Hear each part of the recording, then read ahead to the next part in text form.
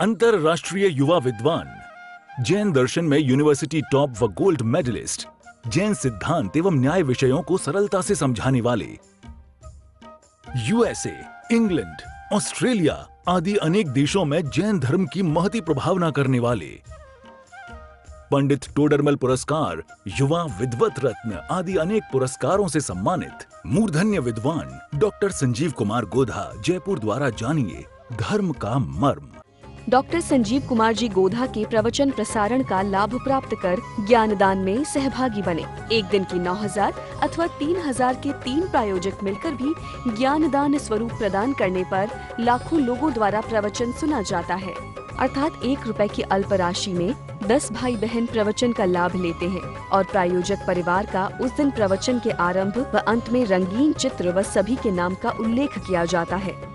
इस कार्यक्रम के प्रायोजक हैं श्राविका रत्न समाज सेवी, दानवीर, परम मुनि भक्त, दृढ़ संस्कारवान स्वर्गीय श्रीमती कंचन देवी दीवान छाबड़ा, धर्मपत्नी स्वर्गीय श्रीमान धर्मचंद जी दीवान छाबड़ा, पुत्र पुत्रवधू विद्या प्रकाश सुनीता देवी, संजय कुमार रेखा देवी, अजय कुमार, पौत्र पौत्रवधू विजय कुमार चांदनी, अरिहंत पूजा, तीर्थेश प्रियंका, पौत्र मोक्षा, पड़पौत्री पौत्र वेरोनिका रेयांश सीकर निवासी सूरत गुजरात। समं समस्तैरनंत पर्यायै दर्पणतलैव सकला प्रतिफलति पदार्थमालिका यत्र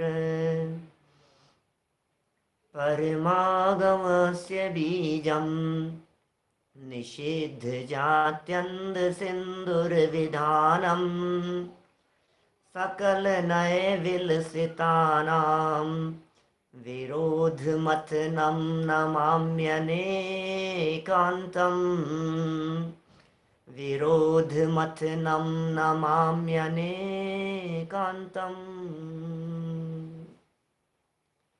पुरुषार्थ सिद्धि उपाय यह ग्रंथ चल रहा है। 206, 207 और 208 ये 3 श्लोकों के सम्मिलित व्याख्या 22 परिशहों के रूप में यहाँ की जा रही थी।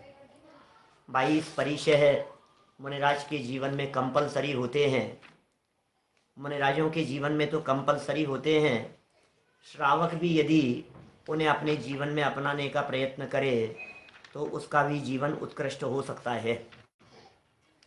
यह बात तो परम सत्य है कि श्रावक के जीवन में ये 22 प्रकार के परिचय नहीं होते, लेकिन फिर भी क्या वो मुनिराजों के बताए मार्ग पर नहीं चल सकता?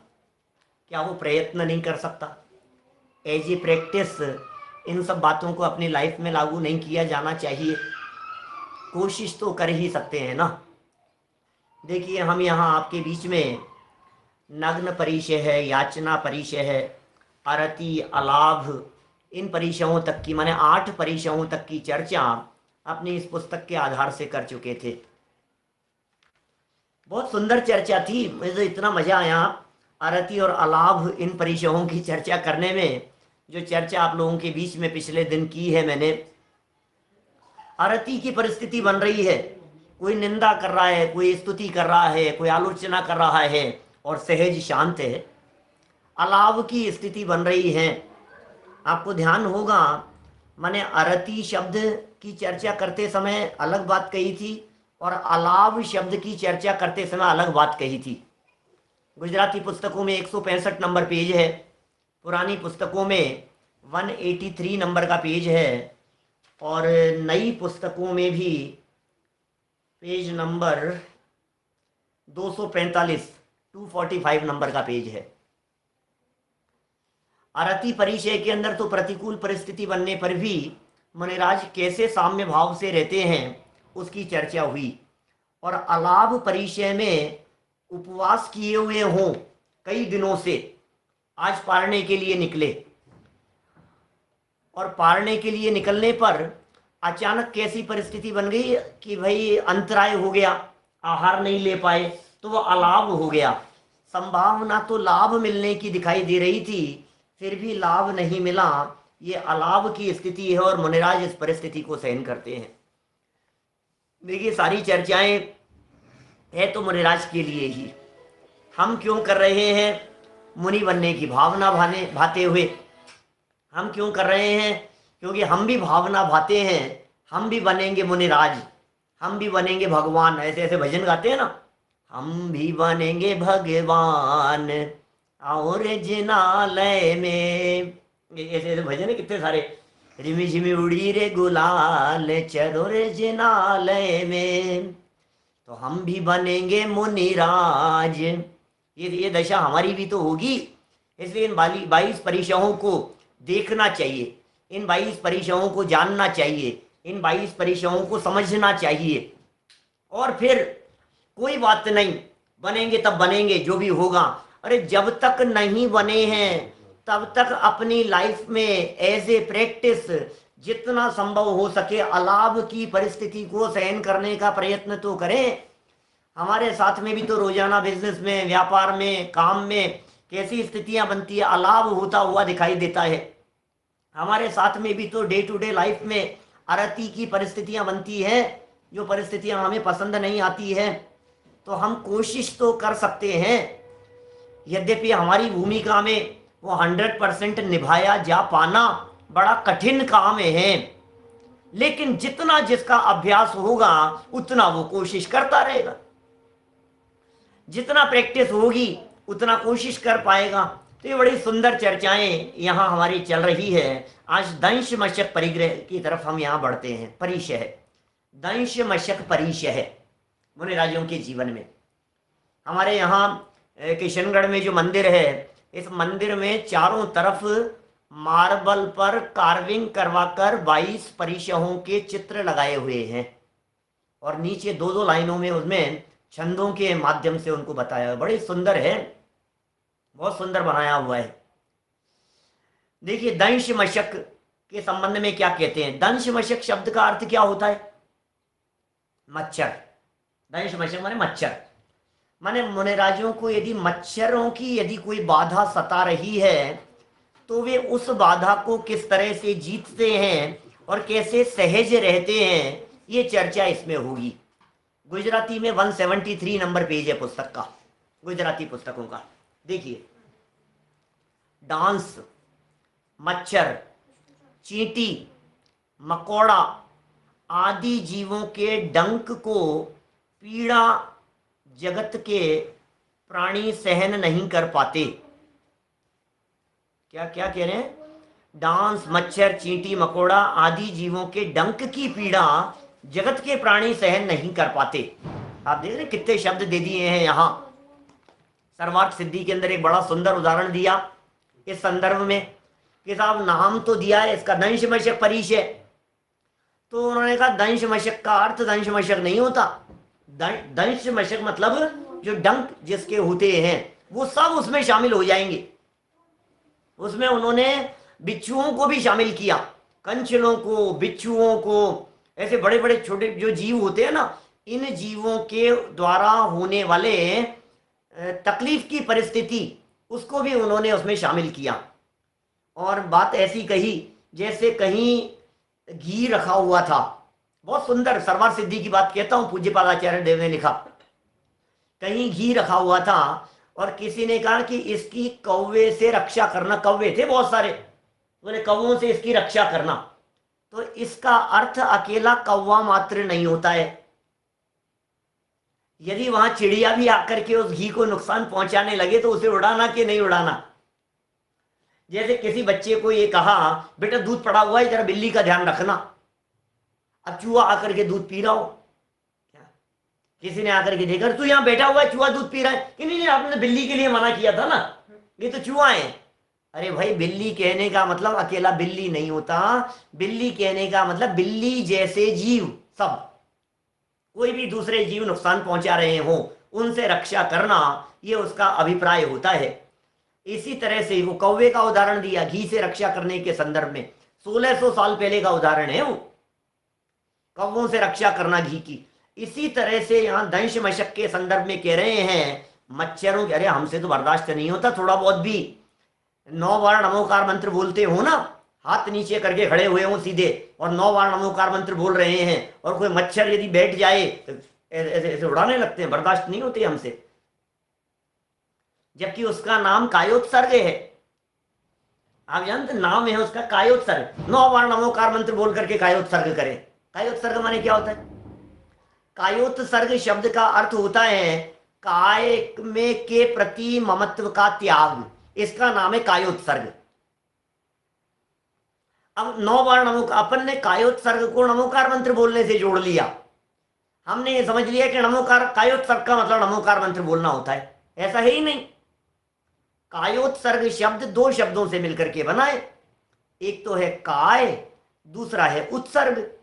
काय माने है शरीर और उत्सर्ग माने होता है त्याग। तो कायोत्सर्ग माने शरीर के प्रति जो त्याग किया गया, शरीर के प्रति जो ममत्व बुद्धि का त्याग किया गया, उसका नाम कायोत्सर्ग है। तो क्या किया जाएगा इसके अंदर? हाँ, कोई बात नहीं, 9 बार नमोकार मंत्र बोलते हुए कायोत्सर्ग किया, लेकिन शरीर से तो ध्यान हटना चाहिए। हमारा तो कायोत्सर्ग के काल में उंगलियों की तरफ ध्यान रहता है, कायोत्सर्ग के काल में गिनने की तरफ ध्यान रहता है, कायोत्सर्ग के काल में यदि कोई पैर पर चींटी चढ़ जाए तो पैर झटकारने लगता है। कायोत्सर्ग के काल में 9 बार नमोकार मंत्र बोलते हुए मच्छर मक्खी बैठने लग जाए, सर में यदि कुछ ऐसा खुजली चल जाए तो सब करता रहता है, फिर कहता है कायोत्सर्ग कर रहा हूं। एक बाल बर्दाश्त नहीं होता, एक चींटी बर्दाश्त नहीं होती, एक मच्छर यदि रूम में आ जाए तो हमसे बर्दाश्त नहीं होता। और मुनिराज तो जंगलों में जिस जगह पर रहते हैं, ग्रीनरी में समझ लीजिए आप, चारों तरफ हरियाली है, हरे के ऊपर पांव तो नहीं रखते हैं, हरे के ऊपर तो नहीं रखेंगे, घास पे पांव तो नहीं रखेंगे, लेकिन चारों तरफ हरियाली तो होगी। बाग बगीचे उद्यान तो हो सकते हैं चारों तरफ। पानी गिरा हुआ है, पानी बह रहा है, कीचड़ हो गया है, गंदगी है जंगलों में, सड़कों पर, गांव में, जहां भी पानी भरे रहते हैं, मच्छर हो जाते हैं। तो इन मच्छरों से होने वाली तकलीफ को जगत के जीव सहन नहीं कर पाते। डांस, मच्छर, चींटी, फिर मकोड़ा, खटमल लगा लीजिए, बिच्छू तक की चर्चा कर दी है। बिच्छू तो कितना खतरनाक होता है। बिच्छू यदि डंक मार ले, वे डस जाए तो कितनी वेदना होती है। हम किसी को बिच्छू काट गया हो और आप उसे देखो तो आपको पता लगे कि ये क्या हाल हो रहा है। ऐसे उछलता है 7 हाथ तक, देखा कभी जैसे बिच्छू काट गया हो? हाँ, मैंने तो कभी नहीं देखा जैसे बिच्छू काट गया है, लेकिन जिनके बिच्छू ने काटा है ऐसे कई लोगों से मैंने सुना है। कई लोगों से सुना है जिनको बिच्छू काट गया ना, वो बताते हैं पंडित जी, एक बिच्छू काट जाए प्राण निकल जाते हैं, और ऐसे तड़पता है, तड़फड़ाता है खतरनाक बिच्छू के काटने पर, डंक मारने पर हालत बहुत खराब होती है। ऐसा बिच्छू यदि डंक मार लेवे तो भी हमारे महामुनिराज योगीश्वर ये लिखते हैं, उन सब की बाधा पीड़ा सहन करते हैं। वह काटने वाले सभी प्राणियों द्वारा अपने नग्न शरीर में बहुत बाधा पीड़ा उत्पन्न किए जाने पर भी मुनि महाराज कभी भी मन में खेद नहीं करते। बोलो, जानवरों के द्वारा बाधाएं उत्पन्न होगी, प्राकृतिक ही है ना ये तो, ऐसा थोड़ी ना। गुड नाइट लगा लो भैया, गुड नाइट। महाराज बैठे हुए, अरे महाराज मच्छर बहुत है, गुड नाइट लगा देता हूँ, कछुआ छाप लगा देता हूँ, ये कर देता हूँ। अरे क्या बात कर रहे हो? हमारे विकास जी हैं सामने से, कह रहे हैं मुझे 3 बार काटा है। कल्पना करें 3 बार बिच्छू काट गया, क्या हालत हुई होगी। ये तो अनुभव की चीज है। विकास जी जो आप कह रहे हैं, ये आपका अनुभव क्या रहा होगा, ये आप शब्दों में नहीं कह सकते हैं। तो एक बिच्छू के काटने पर इतनी वेदना, तो मुनिराज विचार करते हैं नरक की भूमि को स्पर्श करने मात्र से करोड़ों बिच्छुओं के काट लेने जैसी वेदना होती है। नरक में कोई बिच्छू नहीं होते, नरक में बिच्छू थोड़ी होते हैं। बिच्छू कितने इंद्रिय है? क्या बिच्छू 4 इंद्रिय है? नहीं, 3 इंद्रिय बिच्छू, 3 इंद्रिय। कारण उड़ता नहीं है, उड़ता नहीं है, इसलिए बिच्छू 3 इंद्रियों काटता है। तो जैसे चींटी 3 इंद्रिय है, वैसे बिच्छू 3 इंद्रिय है नरक में। और ये देखो आप, ये हंस कुमार जी इंदौर से कह रहे हैं मुझे 2 बार काटा है, बड़ी बड़ी खतरनाक है। मधुमक्खी भी इसके अंदर शामिल हो जाएगी। मधुमक्खी की वेदना भी इसी दंश मशक के अंतर्गत शामिल होगी।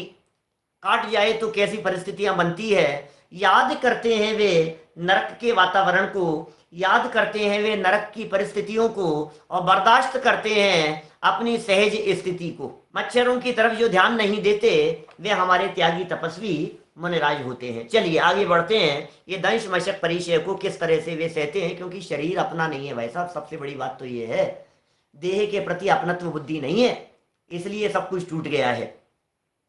आगे 10 नंबर का पॉइंट कहते हैं आक्रोश परिचय है। आक्रोश, जो कोई दिगंबर मुनि को देखकर निंदा करते हैं, आक्रोश समझना, आक्रोश माने विरोध का भाव। दुनिया में सब तरह के लोग हैं, कोई आपकी निंदा करेगा, कोई बुराई करेगा, कोई आपको गालियां देगा, कोई आपकी सुनेगा नहीं, कोई आपको उल्टा सीधा बोलेगा, सब तरह की परिस्थितियां बनेगी ना। अब मुनिराज तो उस बात को सहन कर लेते हैं। अब कोई व्यक्ति ये कही नहीं, मैं कोई मुनि थोड़ी ना हूं, मैं काहे को बर्दाश्त करूंगा। भैया कोशिश तो कर सकता है इस चीज को बर्दाश्त करने की, जितना संभव हो सके उतना प्रयत्न तो किया ही जाना चाहिए प्रत्येक आत्मार्थी के द्वारा। आक्रोश क्या है देखो आप, आक्रोश, आक्रोश तो शब्द समझ रहे हो, कितना आक्रोश देखो आप इनका। आक्रोश माने तेजी, क्या कहेंगे उसे, प्रतिकार की जो तेजी है वो आक्रोश कहलाती है। जो कोई दिगंबर मुनि को देखकर निंदा करते हैं, बहुत लोग करते हैं मुनिराजों की निंदा करने वाले, दुनिया भर में लोग मिलेंगे। आप हम जैसे श्रावक लोग मुनिराजों की निंदा नहीं करते, मुनिराजों के प्रति बहुमान रखते हैं, लेकिन बहुत सारे म्लेच्छवत, जिन्हें म्लेच्छ ही कहा जाता है, ऐसे जीव भी तो इस जगत में, इस धरातल पर रहते हैं जो मुनिराजों की निंदा आलोचना करते हैं। आप देखिए द्वीपायन मुनिराज के साथ में क्या परिस्थिति बनी, नई गालियां दे रहे थे वे लोग। यादव राजकुमार पानी पानी की तलाश में थे चारों तरफ, और पानी मिला नहीं, जंगल में रास्ता भटक गए। द्वीपायन मुनिराज को देखा और गालियां देने लगे, नहीं बर्दाश्त हुई तो पत्थर मारने लगे, अपशब्द कहने लगे, कूड़ा कचरा उनके ऊपर डालने लगे। आक्रोश आ गया उनको, घोड़स्थान गिर गया होगा, आक्रोश आ गया, तेजी में आ गए, सब भस्म हो गया, द्वारिका नगरी के जलने की घटना। लेकिन जो हमारे भावलिंगी संत होंगे वे ऐसी परिस्थिति में आक्रोश नहीं करेंगे। हमें प्रेरणा दी जा रही है, हम हमारी भूमिका के अनुसार जिनवाणी का अवलंबन लेते हुए उस आक्रोश से बचने का प्रयत्न करें। एक ही बात है सीधी सी, मैं तो एक बात कहता हूं, आप यदि कषाय भाव को जीतना चाहते हैं तो कषाय भाव को जीतने के लिए हमारी ये जिनवाणी नागदमनी का काम करती है। पहले एक बार शायद मोक्ष मार्ग प्रकाशक के अंदर कुछ प्रकरण आया था, तो मैंने शायद कुछ चर्चा की थी आपसे। नागदमनी जानते, नागदमनी क्या होता है? एक जड़ी बूटी होती है नागदमनी। वो नागदमनी को सूंघ लेने पर सांप का जहर नहीं चढ़ता, उस जड़ी बूटी को सूंघ लेने पर। ऐसी जड़ी बूटी होती है, जंगलों में होती है। और सर्प और नेवले का परस्पर में बैर विरोध होता है, जन्मजात दुश्मनी है सर्प और नेवले की। तो जो नेवला होता है वो नेवला ऐसी जगह पर सांप से लड़ाई करता है जिस जगह पर वो नागदमनी नाम की जड़ी बूटी हो। तो सर्प के साथ में नेवले की हुई लड़ाई हो रही है, और उस लड़ाई के बीच में जैसे ही सर्प का कोई डंक लग गया मान लीजिए, तो तुरंत दौड़ करके नागदमनी को सूंघ लेता है, जहर उतर जाता है, फिर पूरी ताकत से लड़ना शुरू कर देता है और सांप के टुकड़े टुकड़े कर देता है। नेवला बहुत होशियार है वो। अब इस बात को लागू कीजिए यहां इस आक्रोश के ऊपर। यदि आक्रोश की परिस्थिति बने तो क्या करना, बोलो? आक्रोश की परिस्थिति बने तो बोले जिनवाणी रूपी नागदमनी को अपने दिमाग में रखना। तो जो आक्रोश था वो आक्रोश तत्व ज्ञान के अवलंबन से वो शांत हो जाएगा, वो आक्रोश तत्व ज्ञान के अवलंबन से मंद पड़ जाएगा। जैसे जैसे आप जिनवाणी से दूर होते चले जाएंगे आपका आक्रोश बढ़ता चला जाएगा, और जिनवाणी के नजदीक आएंगे आप अपने आक्रोश पर विजय प्राप्त करते रहेंगे। और जिनवाणी के नजदीक आने पर आक्रोश मंद होता है, और जिनवाणी जिस आत्मा की चर्चा करती है उसका अवलंबन लेने पर आक्रोश का अभाव हो जाता है। हमारे महामुनिराज जो इस आक्रोश परिचय को जीत रहे हैं वे आत्मा के अवलंबन से जीत रहे हैं। वे अकेले सम्यक दृष्टि नहीं है, अकेला चौथा गुणस्थान नहीं है उनका, उनका तो पांचवां गुणस्थान, पांचवां भी नहीं, अरे छठा सातवां गुणस्थान है। भावलिंगी संत आक्रोश को जीतने वाले। कितनी सुंदर चर्चा आक्रोश के संदर्भ में यहां कर रहे हैं। देखिए, जो कोई दिगंबर मुनि को देखकर निंदा करते हैं, दुर्वचन कहते हैं, कैसे कैसे वचन, ये नंगा देखो घूमता फिरता चला आ रहा है। शिव श्रुत सागर मुनिराज के साथ में नहीं हुई ऐसी परिस्थिति। हम लोग सुनते हैं ये अपने रक्षाबंधन की कथा, बतलाइए, जब रक्षाबंधन की कहानी पढ़ते हैं तो श्रुत सागर मुनिराज के साथ में परिस्थिति बनी थी ना। अरे ये देखो, ये एक और निरा मूर्ख ये बैल चला आ रहा है, कैसे कैसे शब्द बोल देते हैं।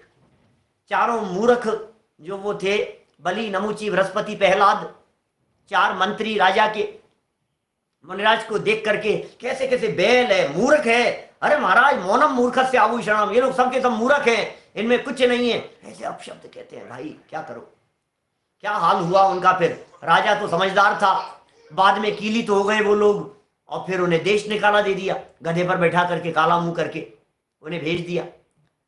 आक्रोश माने क्रोध का ही एक प्रकार है आक्रोश। आक्रोश शब्द का क्या अर्थ करेंगे अपन, यही है अवनीश भाई, क्रोध का ही प्रकारांतर है आक्रोश। ऐसा भी कह सकते हैं, क्रोध जब अपनी चरम सीमा पर हो, क्रोध जब विरोध में बदल जाए, उसका नाम आक्रोश है। एक तो हो गया क्रोध, क्रोध माने गुस्सा, एक बहुत तेज गुस्सा आ गया, बहुत तेज गुस्सा आ गया, ये तो हो गया क्रोध, गुस्सा आ रहा है, ये क्रोध हो गया। अब आक्रोश क्या है, जब वो विरोध में बदल जाती है वो चीज, तो उसे आक्रोश कहते हैं। तो मुनिराज आक्रोश परिचय यही हैं, वे निंदा करते हैं, कोई व्यक्ति दुर्वचन कहते हैं, गाली देते हैं, परंतु ऐसे निष्ठुर वचन सुनकर किंचित मात्र खेद नहीं करते। ओ हो, देखो आप, हमारी आपकी क्या दशा है, हम तो प्रतिकार करने लगे, हमारी कैसी स्थिति है, हम तो विरोध करने वाले का विरोध करने लगे, और कदाचित विरोध ना करें, या तो काय से विरोध करे, और काय से नहीं करे तो जवान से करे, और जवान से भी न करें तो मन में तो आता ही है। ये कह रहे हैं जिनके मन में भी नहीं आता वे आक्रोश परिचय यही है। काय का प्रतिकार काय से करे, वो काय की विकृति वाला, काय का उस प्रतिकार वचनों से करे, वो वचन की विकृति वाला, और गाली सुनकर, विरोध वचन सुनकर जिसके मन में भी विरोध का भाव नहीं आवे, वो है वास्तव में उत्तम क्षमा धर्म का धारी, वे आक्रोश को जीतने वाले। ये आक्रोश विजेताओं की चर्चा चल रही है। क्या जीवन होता है मुनिराजों का, कैसा आक्रोश परिचय जय उनका होता होगा।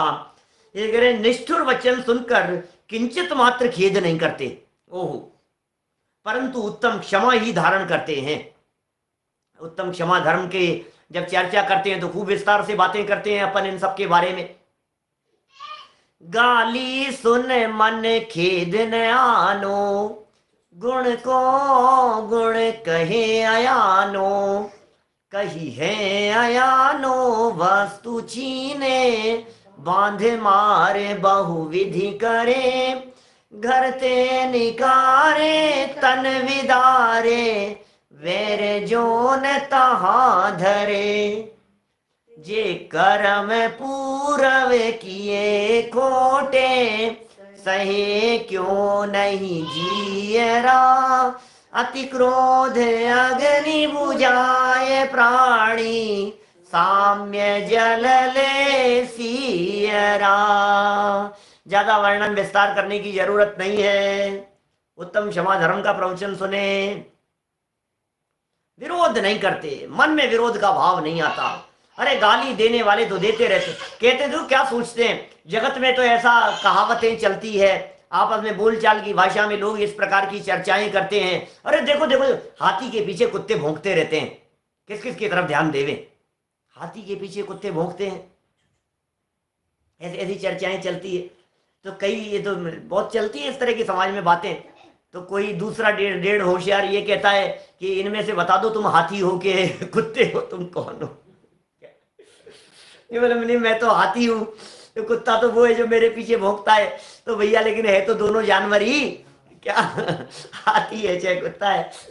बात तो ऐसी है भैया, कैसी भी परिस्थिति बने, हर परिस्थिति में मजहब नहीं सिखाता आपस में बैर करना है। शांति रहें, सहज रहें, सहज रहने की प्रेरणा हमारे को ये जनवाणी देती है। खूब रहो, सुबह शाम दिन रात आप तत्व ज्ञान के सानिध्य में रहो, हर परिस्थिति को सहजता से जीतने की कला मिलती रहेगी। ये तत्व ज्ञान, ये जनवाणी हमारे को ये बात सिखा रही है। उत्तम क्षमा ही धारण करते हैं। इस प्रकार मुनिराज आक्रोश परिचय पर विजय प्राप्त करते हैं। जीत लिया उन्होंने आक्रोश नाम के परिचय को। ऐसे हमारे महामुनिराज, बड़ी सुंदर सुंदर चर्चाएं हैं। एक और परिचय ले लेते हैं, 11वें नंबर का परिचय है। क्या नाम है इसका? रोग परिचय है। लो, बीमारी, ये भी परिचय है, रोग नहीं है क्या? है ना भाई साहब, कि कैसे कैसे रोग, अरे मुनिराजों के रोग नहीं होते हैं क्या? बीमारियां नहीं होती है क्या? कैसी कैसी बीमारियां मुनिराजों के जीवन में हो सकती है, लेकिन बीमारियां होने पर भी वे बीमारी के इलाज नहीं इलाज कराना तो बहुत दूर की बात है। बीमारी को बीमारी नहीं समझते। है की बीमारी? मुनिराज की बीमारी काहे की? कष्ट हो रहा है, मान लीजिए कोई फोड़ा हो गया है, कहीं घाव हो गया है, कहीं कुछ हो गया है, अंदर में जलन हो रही है, पेट में अल्सर हो गया है, बताते ही नहीं है किसी को, किसी को बोलते ही नहीं है, किसी को पता लग जाए कदाचित, और कोई मुनिराज का उपचार करने के लिए कहे तो उपचार कराते नहीं है। नहीं भैया, हॉस्पिटल में चले जाएं, डॉक्टरों से इलाज करवा ले। देखिए, दीक्षा छेद कर जो कुछ काम किया जाए सो तो फिर अलग हो गई बात। जैसे भस्मक व्याधि हो गया था ना समंत भद्र स्वामी के, तो उनके माध्यम से प्रभावना का बहुत योग होना था। खूब प्रभावना होगी भैया इनके माध्यम से, तो खूब प्रभावना होगी, खूब योग था। तो आचार्य श्री ने कहा कि नहीं भाई, दीक्षा नहीं लेंगे आप, मतलब आप समाधि नहीं लेंगे, अभी समाधि मरण लेने की मैं आज्ञा नहीं देता हूं। आप वस्त्र पहनिए और जाकर के उपचार कराइए, अपने रोग का उपचार कराइए। चले गए, कोई बात नहीं, गुणस्थान गिर गया कपड़े पहनते ही। अब उन्होंने अपने रोग का उपचार कराया। कहने का मतलब, मुनि भूमिका में रोग का प्रतिकार नहीं होता, मुनि भूमिका में रोग का उपचार नहीं होता। कितने उदाहरण मिलते हैं अपने शास्त्रों में इस तरह के, खोल करके देखो तो आपको ऐसे ऐसे उदाहरण मिलेंगे। वादिराज मुनिराज के शरीर में कोढ़ हो गया, 700 वर्षों तक रहा, ऐसा ऐसा कहते हैं, 700 वर्षों तक कोढ़ हो गया। गलित कुष्ठ ऐसे झरता था और दुर्गंध आती थी, लोग उनके पास में बैठना पसंद नहीं करें, ऐसी स्थिति, ऐसा खतरनाक कोढ़। और मुनिराज ध्यान कर रहे हैं, ध्यान मुद्रा में बैठे हुए हैं। और मुनिराज जब ध्यान मुद्रा में बैठे हुए हैं तो 2 देवगति के जीव उनकी परीक्षा लेने के लिए आ गए, और परीक्षा लेने के लिए आ गए, और फिर उनसे कहा, वहां आवाज लगाते हुए निकलने के, जहां वो ध्यान कर रहे थे, हमारे पास में सब रोगों की उपाय है, औषधि है और सब है, हम बहुत कुष्ठ रोग का इलाज कर सकते हैं। तो मुनिराज ध्यान अवस्था के अंदर बैठे हुए थे। तो जैसे ही ध्यान खुला, फिर उनसे कही, महाराज आप कहो तो आपके रोग को हम दूर कर सकते हैं। बोले सुनो, मेरे जो रोग है वो तो जन्म जरा मरण का रोग है। जिस रोग का तुम उपचार करना चाहते हो, ये रोग मेरे है ही नहीं। मेरे जो रोग है, यदि उसका तुम उपचार कर सकते हो तो करो, उसका कोई इलाज हो तो बताओ। कि महाराज असली रूप में प्रकट हो गए देवलोग, महाराज ऐसे रोग का इलाज तो, इसके रोग के को दूर करने की औषधि तो आप ही के पास में है, हम कहां से बतलाएं, इसका उपाय तो आप जानते हैं, हम नहीं बता सकते। ऐसे ऐसे मुनिराज मैं आपको क्या बतलाऊं। अभी हमने रिद्धिधारी मुनिराजों की पूजन की थी वहां गजपंथा में, 64 रिद्धिधारी मुनिराजों की पूजन। ऐसी ऐसी रिद्धियां प्रकट हो जाती है, जिनके तन से स्पर्शित हवा चले तो दूसरों के रोग दूर हो जाए, ऐसा उनका अतिशय, ऐसी उनके पास में रिद्धियां। रिद्धिधारी मुनिराज जल औषधि, औषधि हैं ऐसी ऐसी औषधियां, नाक का मल, कान का मल, गंदगी निकल जाए नाक से, कोई उन्होंने नाक सिनकी मान लीजिए कुछ ऐसा सीढ़ा निकल गया और कहीं गंदगी गिरी हुई है और वो टच हो जाए किसी व्यक्ति के, कफ थूकने में आ गया, वो कफ किसी के टच हो जाए तो बीमारियां दूर हो जाए। अनेक अनेक प्रकार की ऐसी रिद्धियां मुनिराजों के स्वयं के जीवन में होने के बावजूद भी उन्हें अपने रोग को दूर करने का विकल्प मात्र भी नहीं आता। क्या जीवन होता है हमारे महामुनिराजों का। धन्य है ऐसे महामुनिराज जिनकी देह दृष्टि नहीं है, जिनकी दृष्टि देह से सदा सदा के लिए हट गई है, देह से जिनकी दृष्टि हट करके अपने गायक आत्म तत्व के ऊपर लग गई है। धन्य है ऐसे हमारे महामुनिराज। शरीर के प्रति अनुराग नहीं है, तन से तन्मयता नहीं है, देह के प्रति नेह नहीं है, शरीर की स्थिति अनुकूल हो चाहे प्रतिकूल हो इससे कोई फर्क नहीं पड़ता है। बहुत सुंदर पंक्तियां हैं। गोरा काला जो भी दिखता चाम है, मोटा पतला होना इसका काम है, सब शरीरों से रहित मैं आत्मा, आत्मा हूँ, आत्मा हूँ। भाई साहब सारे शरीरों से रहित हूं मैं। बीमारी हो गई भाई साहब, बीमारी हो गई, नहीं नहीं उपचार कराओ भाई साहब, उपचार कराओ भाई साहब, दिखाओ भाई साहब, डॉक्टर के लेकर के चलो, दिखाओ। नहीं नहीं नहीं, अरे महाराज आप नहीं, आपके लिए नहीं, हमें आपकी जरूरत है। भैया तुम्हें हमारी जरूरत होगी लेकिन हमें तुम्हारे इलाज की जरूरत नहीं है। समझ में आ रही बात। लोग ऐसी बातें कहते हैं, मुझसे कितने लोग कहते रहते हैं पंडित जी थोड़ा सा धीरे बोला करो, पंडित जी हमें आपकी जरूरत है, पंडित जी थोड़ा सा कम, पंडित जी थोड़ा सा नहीं, आप लंबे समय तक हमें आपके प्रवचन सुनने हैं, आप ठीक रहेंगे, आप स्वस्थ रहेंगे। मुनिराजों को कितने लोग कहते होंगे सोचो। हम तो नाखून की बराबरी करने जैसे नहीं है। माने मुनिराज की रक्षा की भावना भाने वाले, मुनिराज के उत्तम जीवन और लंबी आयु की भावना भाने वाले लोग पूरे दुनिया भर में कितने होंगे। नहीं महाराज आपकी बीमारी हो गई है, नहीं आप कुछ नहीं कर रहे हो, हम करेंगे, हम कर रहे हैं ना, आप तुम नहीं महाराज, हमें आपका उपदेश मिले, आपका सानिध्य मिले, समागम मिले, लोग ऐसे करेंगे। मुनिराज क्या कहेंगे, भैया सुनो तुम्हें हमारी जरूरत है लेकिन हमारी भी तो सुन लो, हमें तुम्हारे इलाज की जरूरत नहीं है, हमें इसकी जरूरत नहीं है।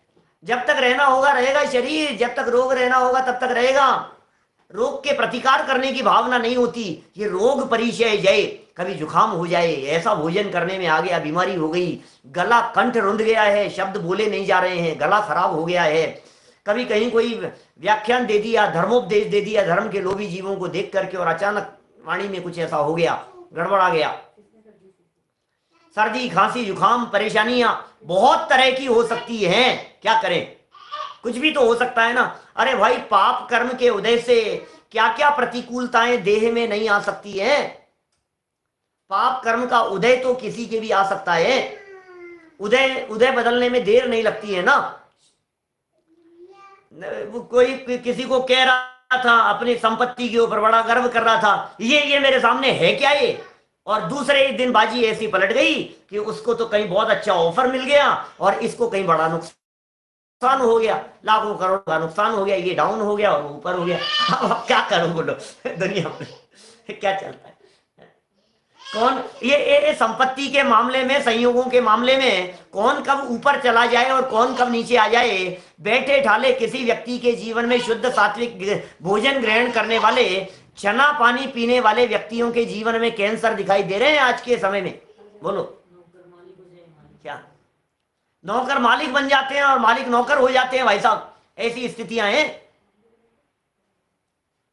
कैसी स्थितियां बदल जाती है। कोई एक राजेश खन्ना का प्रसंग ध्यान आता है, कोई ऐसा पुराना, कोई 20-25 साल पुरानी मूवी का, कोई गोविंदा नौकर था उनके यहाँ और वो मालिक वो बन गया और वो बहुत गरीब हो गया। वो उदाहरण है, पुरानी बातें कोई याद आ जाती है, क्या कहें। मैं कोई अनुमोदना नहीं करता हूँ मूवी देखने की और करने की, लेकिन कोई प्रसंग यदि हमारे उपयोग में आता है तो मुझे कोई ऐतराज भी नहीं है, मैंने देखी है इसलिए बात कह देता हूं। तो सुनो बात क्या है। बात तो ऐसी है भाई साहब, पिछला उदय है और वर्तमान में उस उदय से निरपेक्ष रहने के कारण, वर्तमान में उस उदय से अत्यंत निरपेक्ष रहते हुए अछूते रहते हुए, भिन्न रहते हुए वे उसे जीत लेते हैं और भविष्य के लिए अच्छे कर्म बांध लेते हैं। अब आप लोग ये मूवीज के नाम मत लिखो सामने, अवतार और स्वर्ग जो कुछ भी लिख रहे हो मुझे नहीं पता, याद सबको आ गई है। बात खत्म हो गई, और क्या कहें, बोलो। बाबू भाई के कितना असाध्य रोग हो गया था, किससे छिपी ये बात? पुराने सब स्वाध्यायी उनसे छिपी होगी, मतलब प्रकट होगी, उन लोगों को तो पता होगी, नए नए लोगों को नहीं पता है। भाई साहब कैसी स्थिति हो जाती है, गुरुदेव के कितना भयंकर कैंसर था, कैसी परेशानी थी, लेकिन फिर भी सहज रहते हैं, शांत भाव से रहते हैं। ज्ञानियों के पास में वो शांत भाव से रहने की कुछ एक अलग ही प्रकार की कला होती है। सच में ये सब तत्व का ही बल है और कुछ नहीं है। इस कार्यक्रम के प्रायोजक हैं श्राविका रत्न समाज सेवी, दानवीर, परम मुनि भक्त, दृढ़ संस्कारवान स्वर्गीय श्रीमती कंचन देवी दीवान छाबड़ा, धर्मपत्नी स्वर्गीय श्रीमान धर्मचंद जी दीवान छाबड़ा, पुत्र पुत्रवधू विद्या प्रकाश सुनीता देवी, संजय कुमार रेखा देवी, अजय कुमार, पौत्र पौत्रवधू विजय कुमार चांदनी, अरिहंत पूजा, तीर्थेश प्रियंका, पौत्र मोक्षा, पड़पौत्री पौत्र वेरोनिका रेयांश सीकर, निवासी सूरत गुजरात। डॉक्टर संजीव कुमार जी गोधा के प्रवचन प्रसारण का लाभ प्राप्त कर ज्ञानदान में सहभागी बने। एक दिन की 9,000 अथवा 3,000 के 3 प्रायोजक मिलकर भी ज्ञानदान स्वरूप प्रदान करने पर लाखों लोगों द्वारा प्रवचन सुना जाता है। अर्थात 1 रुपए की अल्प राशि में 10 भाई बहन प्रवचन का लाभ लेते हैं और प्रायोजक परिवार का उस दिन प्रवचन के आरंभ व अंत में रंगीन चित्र व सभी के नाम का उल्लेख किया जाता है।